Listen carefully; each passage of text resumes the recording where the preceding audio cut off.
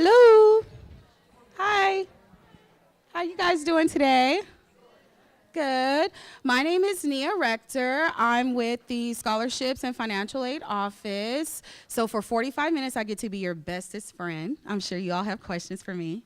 If you do have any questions at any point in the presentation, feel free to raise your hand, and I will do my best to address those questions for you. But we also may cover some of your questions within the presentation, and I'll let you know if we do or don't. But otherwise, welcome to U of H, and today we're just going to be talking today about financing graduate school. So we'll be going over how to apply, the different types of financial aid available, the to-do list, disbursement of aid, eligibility enrollment changes. Then we'll also touch on summer financial aid, student business services, and some gems of information, and then we'll have questions. But again, if you have some throughout the presentation, don't hesitate to raise your hand. So how to apply, you'll file your tax returns as soon as possible. Now this particular rule really doesn't carry much weight at this point in time because with your FAFSA applications, you're using 2 tax years prior instead of the year prior. They changed federal regulations to now have the FAFSA application use 2 tax years prior, that where you're already using a tax year that has already been prepared, so you don't have to do the rush thing. So for those of you who have not done FAFSA before, you'll apply for what's called an FSA ID, which is your username and password to electronically sign your FAFSA application. And then from there, you'll complete the FAFSA. You'll review your student aid report, which is sent to you via email after the FAFSA has been completed. It's kind of like a review of all of the information that you put in the FAFSA. And then from there, if you're selected to submit additional documentation, we will notify you via email of that. From there, you just also want to make sure that you're in a good academic standing with the university and with your college, and then we'll send you a notification once you've been awarded, and from there you'll check, accept or decline the awards that you've received. Excuse me. Types of aid for graduate students, unfortunately, are loans that is offered through the FAFSA application. The FAFSA, you are eligible for $20,500 in an unsubsidized loan. Unsubsidized just means that the interest does accumulate on that loan while you are in school. The interest rate for this particular loan this academic year is 6.6%, and you just have to complete the FAFSA application in order to receive it. There's a different type of loan as well. I'm sorry, this little thing. I apologize. Oh,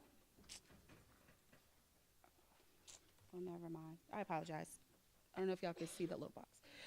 With the Graduate Plus loan, this is a loan that is based on credit worthiness. So if you apply with the Department of Education, if approved, they'll forward the application to the school for processing if you feel like the unsubsidized loan is not enough to cover your educational expenses. That particular loan has a 7.6% interest rate, and you apply at studentloans.gov online. You can also apply with private loans if you feel like these particular options don't work for you. Private loans would be you applying with a lender of your choosing, and if approved via that process, they will send us the application for us to process and post funds to the account. Also, for scholarships, you want to check with the College of Social Work for any type of scholarship opportunities. You also may check for fellowships and assistantships.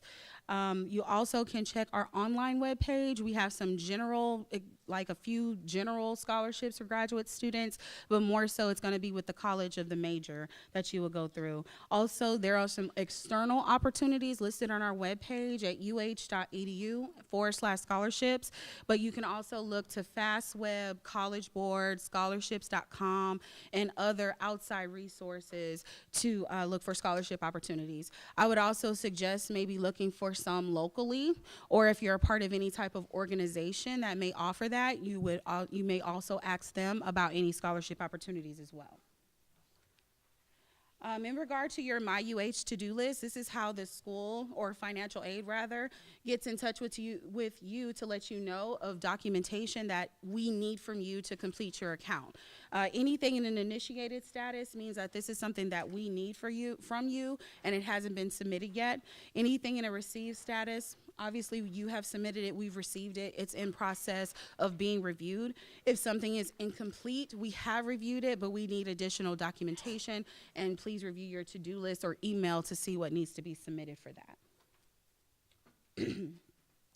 So in order for disbursement of aid to occur, graduate students between 5 and 6 credit hours is considered half-time for you all, and full-time is considered 9 credit hours. So if you have at least 5 to 6 credit hours, you are eligible to receive the unsubsidized loan. Anything below 5, you are not eligible for the unsubsidized loan. All your to-do list items must be completed in order for your aid to disperse. You also have to complete what's called an entrance counseling and master promissory note. Those are done online, electronically at studentloans.gov. And then the disbursement will occur at the point when your enrollment is half-time effective. With that being said, I don't believe social work participates in the sessions that the university has. So when your enrollment is effective the first week of classes, as long as you're enrolled in 5 to 6 credit hours. And most of you will probably be 9 or more anyway. So maintaining eligibility and any enrollment changes. So any changes in enrollment can cause changes to your financial aid. Again, if you're below 5 to 6 credit hours, you're not eligible for the loan, so funds may be canceled. If you are half-time and then decide to go to full-time, that also may cause changes in your enrollment where you may become eligible for more or less loans. Any changes in the cost of attendance or budget revisions will cause changes in aid. If your cost of attendance is not high, or let's just say if it was at $20,000 and you need additional funds, we can only award you up to your cost of attendance. So if that needs to be increased to offer you additional funds because you would like a private loan or a Graduate Plus loan to come in to assist with that, we can make those changes to try to fit that in there. But if we can't make those changes, we can only award you up to those cost of attendance limits. Any receipts of additional funds, so any like additional scholarships or any other like grant funds that may come in after the fact can adjust your financial aid, because we want to fit in all the free money first, and then we want you to have less debt as possible. So if your funds had already distributed and then you find out later that you're getting a scholarship, there may be some changes in the loan funds that you've already received. And then also you want to make sure that you're meeting satisfactory academic progress to keep your federal aid. Excuse me. You must maintain at least a 3.0 GPA. You have to complete 75% of the classes that you attempt, and you cannot exceed 150% of the program length time to complete your degree. So if you are out of sync with either one of these requirements, then you're no longer eligible for aid and may have to do an appeal process.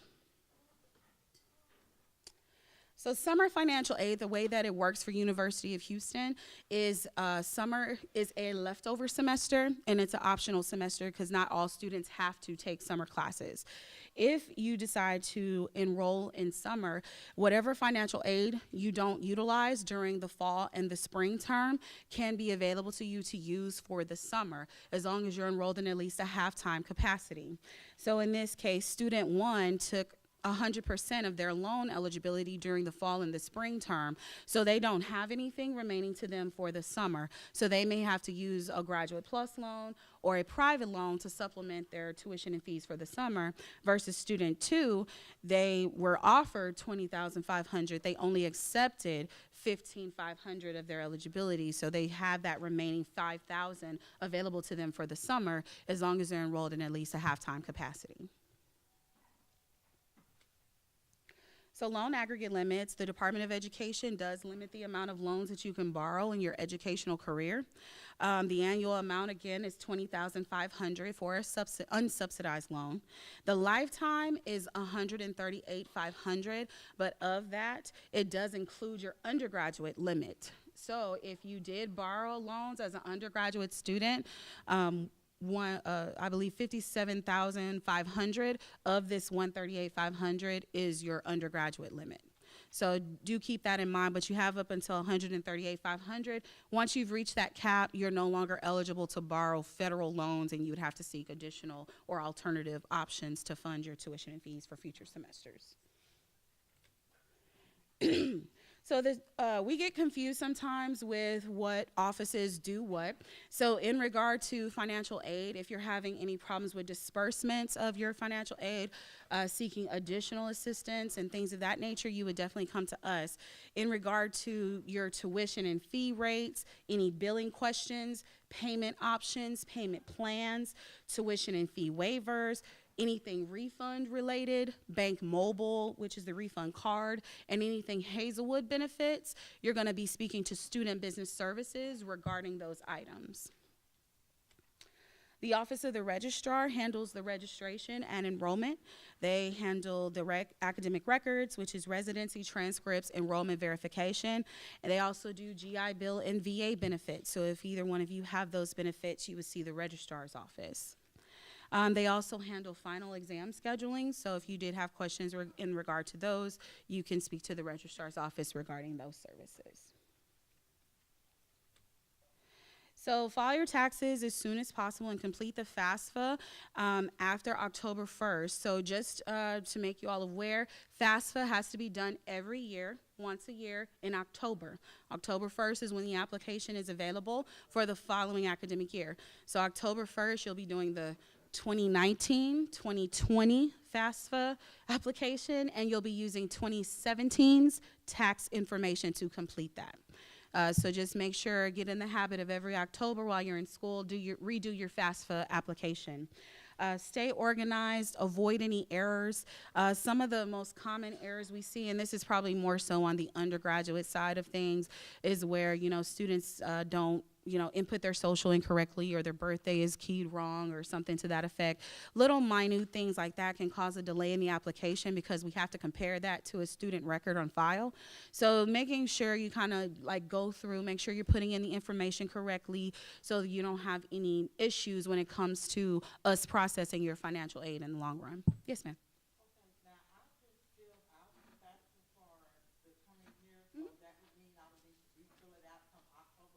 Correct, for the new year. For the new year.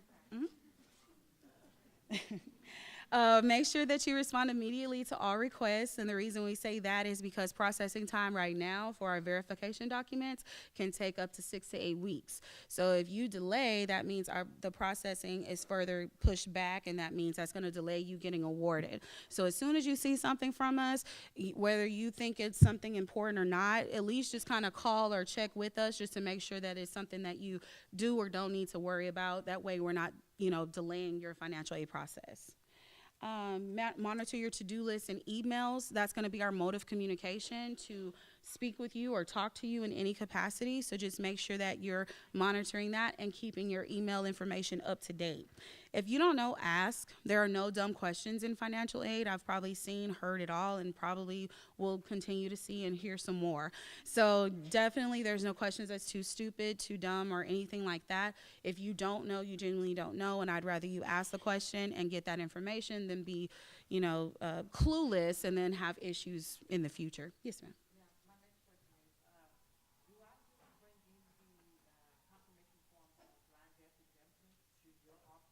That would be Student Business Services. Yes, ma'am. Yes, ma'am. We're all located in the Welcome Center, Student Business Services, the Registrar's Office, and Admissions, and Financial Aid. We're all located in the Welcome Center parking garage. So any documentation for verification or waivers or anything like that, you will go to the Welcome Center to submit all of those documents. Yes, sir. Does the registrar office handle Texas workforce commission payments The workforce solutions, like DARS? DARS. Oh, that would be Student Business Services. You would submit the waiver information to them. Yes, sir. And then in regard to the Family Educational Rights and Privacy Act, I kind of overheard they're asking for FERPAs, just for our office as well. If you put one on file, you should, through your self-service account, see what's called a record release authorization. If you upload one of those, again, that's just giving the university permission from you to speak to whoever you deem appropriate on your FERPA to give them information about your account. So sister, mother, brother, mom, for whatever reason still asking about your account, we cannot talk to them or relay any information to them unless you give us permission to do so. So make sure if you do have those individuals that you would like us to speak with, have a FERPA authorization on file for us to speak with those individuals. Does- Regarding the federal loan acceptance, so it says here in the fall we can accept for the fall and the spring. Correct. But if we don't know what we owe in the spring, can we still accept it later? No, unfortunately, the way that the system is set up, it's you're offered your yearly amount in the fall semester. So you're accepting because you're going to receive half of it in the fall and the other half of it is in the spring. So maybe you can maybe request us at a future date if you wanted to reduce the spring portion if you feel like you didn't want it all. We could probably do that in person with a revision request, but unfortunately it's accepted for the year. But you can, yeah, as far as accepting the financial aid. Now, you don't have to accept the full amount of what you are offered, and you can kind of compare it to your fall bill because your fall bill will, if you mirror the same enrollment in the fall that you will in the spring, then your bill could potentially be the same. So that I would kind of use that as a rule of thumb. And then you can reduce the loan amount, but just remember that it splits in half. So whatever you decide to accept, it's going to be half in the fall and half in the spring. Summer is left over. Yes, ma'am. Mm-hmm. Yes.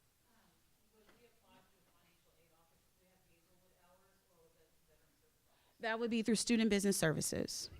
Mm-hmm. Yes.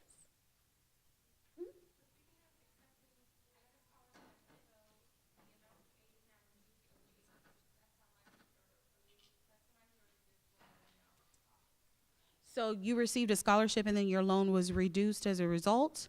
So whatever is offered to you through the loan because of the scholarship, because like I said, we always want you to have more free money and less debt, but it also goes into your cost of attendance too. So if your cost of attendance, let's say hypothetically, is $30,000, that just means that in financial aid, scholarships, loans, grants, we can only award you up to $30,000. If you get a $25,000 scholarship, that means in unsubsidized loan, the only thing you have left over is $5,000 to offer, and then you're at your cost of attendance. So in order to award you more, we may have to increase it, and we can see if we can do that. But if there's no avenues to increase it by, then just $5,000 is what you're eligible for.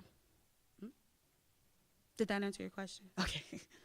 Yes. I heard you about summer, but I don't know if I'm fully understanding. So if it's left over, does that mean you can accept the full amount and then like not spend it, and then in summer you can spend the remaining on your summer?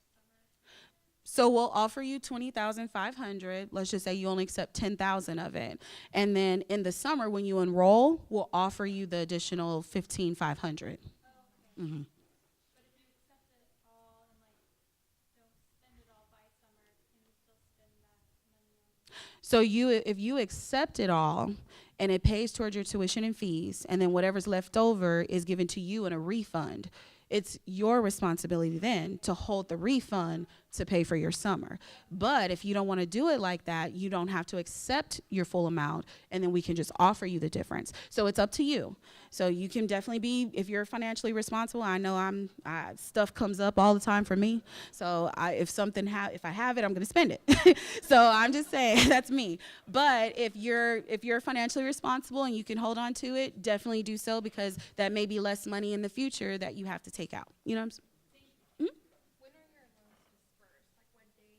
And so if I pay, like I got a grant, but if I pay my tuition before that, I can get that in a refund, correct? Correct. So loans and scholarship funds are going to be distributed the first week of school, as long as you meet the enrollment requirements for those loans and or scholarships. Any grant funds that are awarded will be distributed after the 12th class day. So with that being said, if your loan funds and your scholarship funds cover 100% of your bill that first week, and then you have anything left over, it'll be refunded to you that first week. And then if you're waiting on grant funds to kick in, then the grant funds, if you don't have a bill at that point, will be refunded to you then. If your loan funds don't cover 100%, and it'll kick in, but then you still have a remaining balance and you're waiting on your grant funds to kick in to cover the remaining, then you'll get your refund after your grant disperses. Yes. Sorry, I'm still confused with the spring time. So, like with money. So the fall, we accept Okay. And that goes just the fall, and then the same half will be given spring. So yeah, so you're going to be offered 20,500 for the year, which is your fall and your springs, which equates to 10,250 each semester. So if you decide you're like you say you're going to accept half of it, so you're only going to accept 10,250. That's what 5,000 and some change. That breaks up what 5,125 each semester. And if I, so say that happens, but then winter, I'm like, actually, I do need more money. So then you can come in, do a revision request, and we can re-offer you your unsubsidized loan for additional amount. Yes. Just to make sure I understand, that, as soon as you accept whatever amount that is, that's when it starts accruing interest, correct? No, it's from disbursement. So when they start, I believe it's whenever we disperse the funds, that's when the interest starts accumulating. But I don't think it happens immediately as soon as the funds hit your account. So at that point, you would talk to your loan servicer, and you're going to get correspondence from them to say, hey, this is who we are, and we'll be keeping up with your loans and things of that nature. At that point, you can talk to them to see how the interest is actually accruing. If it's daily, if it's monthly, if it's quarterly, whatever the case may be. And that's why you wouldn't necessarily want to get all of it in a lump sum because it's going to start accruing that semester. Right. So for that amount of that semester, the interest will accrue on that portion of the loan, and then for the spring semester, when that part of it disperses, the interest will start accumulating on that one. Yes. But if I pay on my loan throughout the school years, is the interest that I owe each year based off of the total that I have currently, or the amount that I initially? Is it based on what, the principal, or? I believe so. Yes, I believe the interest accruing is on the principal.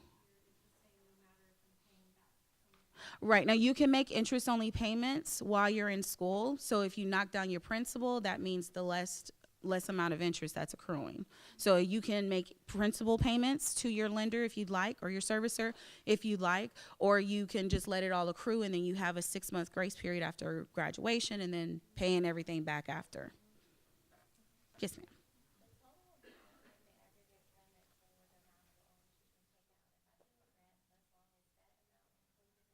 No, ma'am. Mm-mm. That's a separate. Mm-hmm. Yes.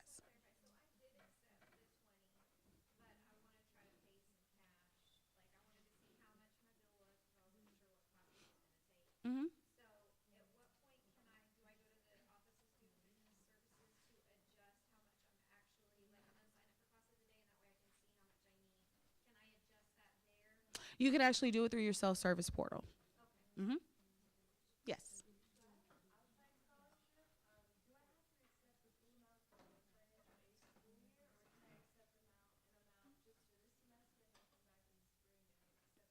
Whatever you're accepting now is for the year. Yeah. Correct. Right. Right.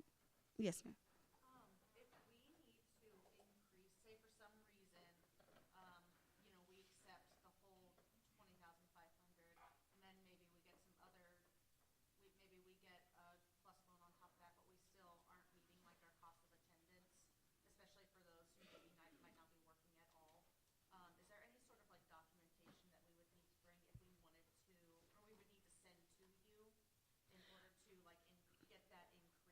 Just depending on what you're trying to increase it by, because there's 5 components that we can research to increase the cost of attendance. One is what you actually paid in tuition and fees, books, transportation costs, room and board, and miscellaneous. So miscellaneous, of course, we can't really do anything. But if you're, let's just say for room and board, if you indicated that you stay off campus and what amount is allocated within your cost of attendance, let's just say it's $5,000, but you pay rent of $7,000 every month, or for the however time frame, then we can increase your cost of attendance by the difference of what you're actually paying. Books, if there's a 650 amount, if you pay over 650, we can increase it by what you paid, the difference of what you paid. So there's certain things that we can take into consideration, not every little, everything, but certain things within those components that we can look at. Yes, and then I'm sorry, documentation. So it would be like a lease agreement, receipts. If it's for like your exactly like something that proves whatever you're trying to increase it by. Yes. Mhm.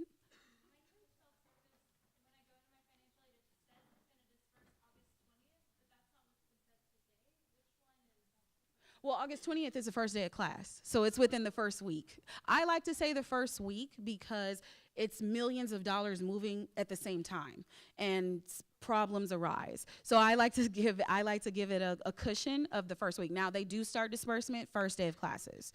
Now, if in the event, now your accounts may look a little funny, it will look like as if your financial aid disappeared, and then it's going to reappear. But again, that's because millions of dollars are moving at the same time. So it'll be okay. Don't freak out and come to the Welcome Center like, where's my money? I told y'all this was going to happen. So just be on the lookout. Your money will disappear, and it looks like you have nothing, and your classes, no, don't panic. It's okay. It'll reappear like maybe the next day or so on the business services side of it to pay your bill. So don't freak out. Yeah.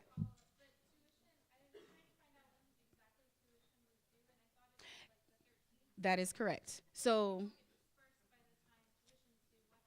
as long as you're pending financial aid, pending means you've been awarded and you've accepted it.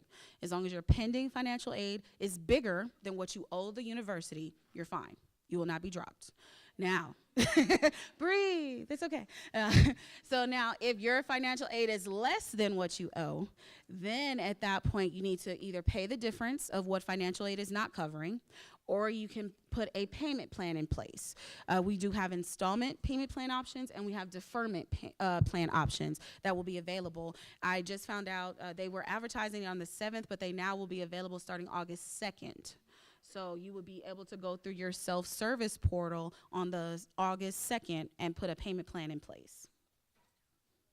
Yes.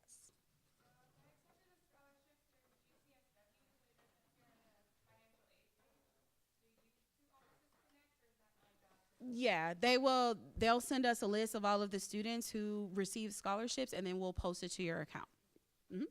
I'm sorry, who had a question? Yes.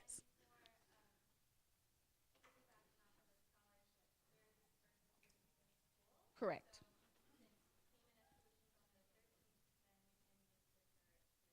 No. If your scholarship loans grants are bigger than what you owe the university, you don't have to do anything. Only if in the event that it's less than your bill, then that's when you have to do a deferment or a payment plan. Yes.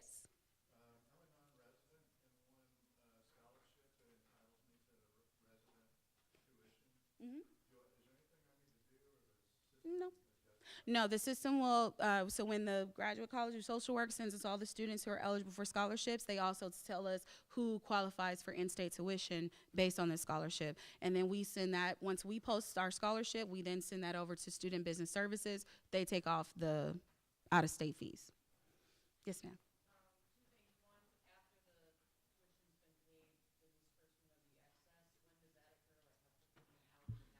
If Bank Mobile is your preferred refund method, and that just means you've activated that account, once you get that card, all of you should probably be receiving a green envelope soon-ish in the mail from Bank Mobile. Don't throw it away. That's your refund preference. If you want to use that card, then it's normally 24 to 48 hours once they've submitted. But like I said, it's going to be within the first week because, like I said, it's millions of dollars and it takes time to trickle through.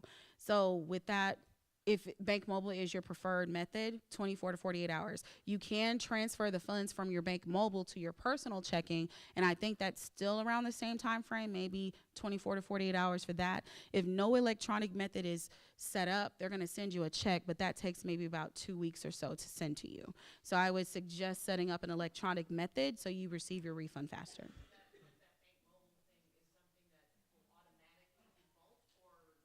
Once you Well, you'll get a card in the mail from Bank Mobile, I think with some type of code in an email or something to follow. Then once you activate that card, if you want that to be your preference, then just activate it and then that's it. But if you want if you don't want to deal with the Bank Mobile card because you just don't need one more card to take care of, then you can transfer the funds from Bank Mobile to that card, to your personal checking account, I'm sorry. And you don't have to. You have to set it up. Yeah, it will. It will send it automatically to Bank Mobile, and Bank Mobile will say, hey, you want your funds to go to your personal checking account? We'll send it there. And then it automatically does it. But you have to set it up initially to do that. In the mail. Correct.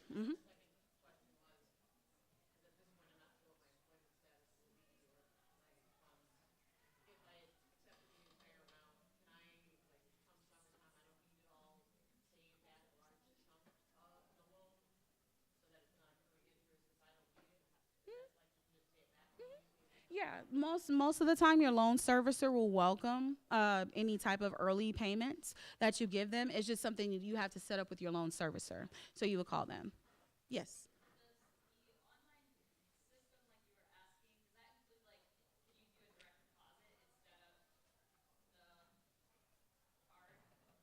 So the bank, instead of the Bank Mobile card, send it to your personal checking or like a do.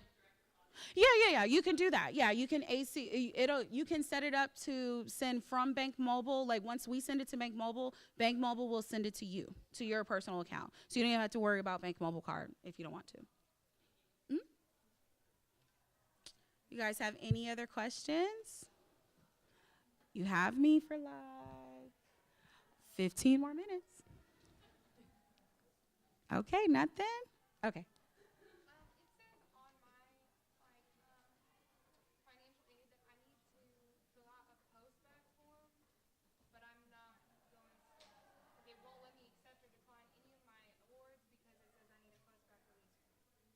Mm, you may need to come and see us because something may be the way that they categorized you. If they, like, I guess, and upon admissions, if you were categorized as a post-baccalaureate student instead of graduate coming into social work, then they may not have you categorized because post-bac is considered undergraduate. Yeah, And the lady had told me in the very beginning because I did it October 1st last year, so I was yeah. still an undergrad, and so she said, "Oh, well, when you get accepted, it'll go away," but it still hasn't. Then it may be also something on the FAFSA application as well, because if you answer some of the questions a certain way, it'll categorize you as a post-bachelor student as well. So we may have to look at your FAFSA and see what happened as far as how you answer the questions and then your admission status and what that is, so we can determine your eligibility correctly. Yes.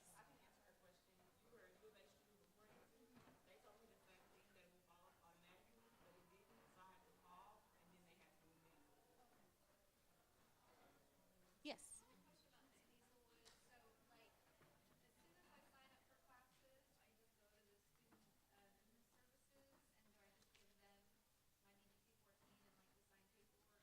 I believe I think they have documentation or a checklist or something that of documentation that you would have to bring them.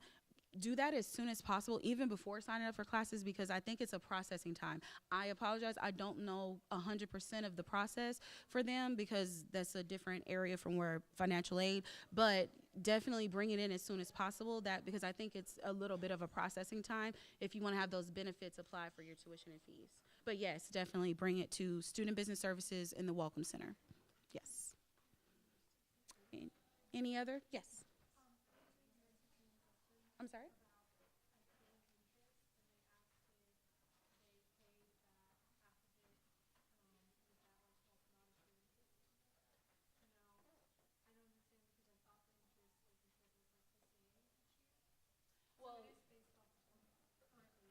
Well, it's based off what you currently owe, but when you're thinking about the graduation aspect of it, more often than not, students will consolidate their loans, and then you'll get a new interest rate on all of the loans that you have. Now, every academic year, the interest rate changes for the loan so every year, so like 18, 19, this year the interest rate is 6.6%. Last year it was like 6%. The year before that it was like 5.9. So each year, so this particular academic year, your interest rate on this loan is 6.6%. Next year, it may increase. So your 1920 loan will be 6.7% or something like that. But then you'll combine all of them and consolidate it, and then you'll get one interest rate that'll be on the loan. But each year, whatever interest rate they assign for the loan, that's what the loan is accruing at that particular year, if that makes sense. Yes.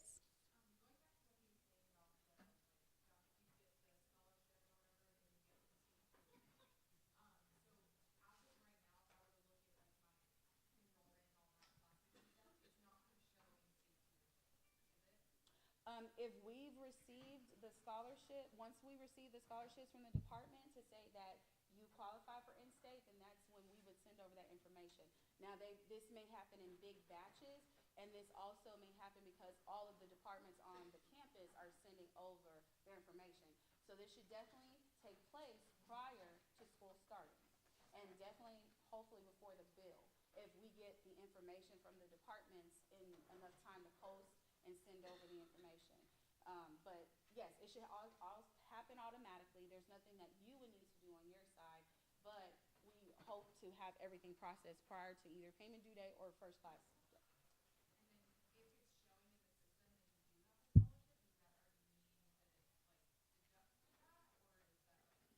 Nothing's been deducted at this time because nothing's been applied or paid toward the bill yet.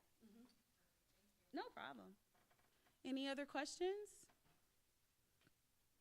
All right, well, thank you guys for having me. You guys have been great.